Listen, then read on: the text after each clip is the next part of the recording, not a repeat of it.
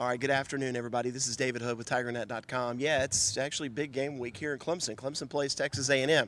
Now, if you look at the message boards, you wouldn't know that Clemson was playing Texas A&M. It looks like everybody's concerned about the team in the middle of the state. But yeah, it's going to be a matchup between either 11 and 12 Texas A&M and number 1 Clemson Saturday in Death Valley at 3:30 p.m. It's Tuesday, so that means we have the Dabo Swinney press conference. He said he was excited about the opportunity, and he said, look, both teams, they played last year.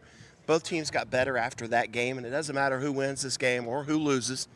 Both teams have everything still on the table, no matter who loses, that both teams are going to get better after this game. He said that he's looking forward to this opportunity. He'll get a chance to see a little bit more about what his team is all about.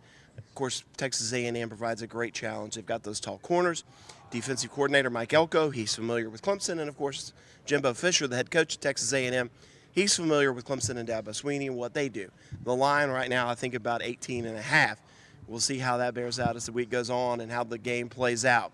Now, Dabo, kind of funny during the press conference. He was talking about kids today watching film, kind of being innovative. And he said, look, when I was younger, what did I have to do except stay at the football facility and watch film? He said, I could go back and watch 3 channels. He said there was Hee Haw, Lawrence Welk, and Happy Days. That was about it. He said, or I could stay at the football facility. He seemed like he was in a really good mood today, actually.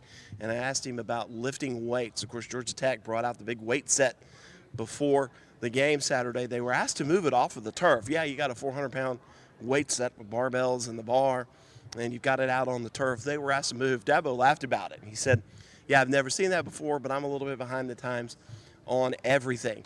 He did say, too, that the Kyle Field crowd last year, they had an effect on the game. Now, he said Clemson doesn't pay attention to that they try to feed off of the opposing crowd.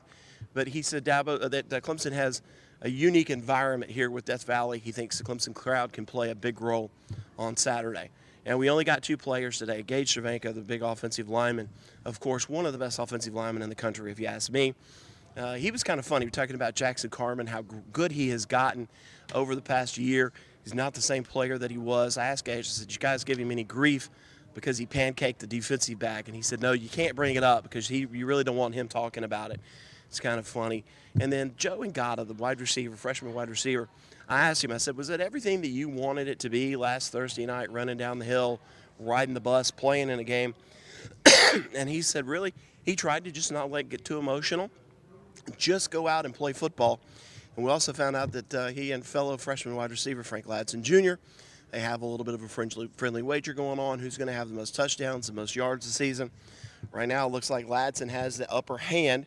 He got a touchdown last week on a touchdown toss from Chase Bryce. Again, Clemson, Texas A&M, you can't ask for anything more.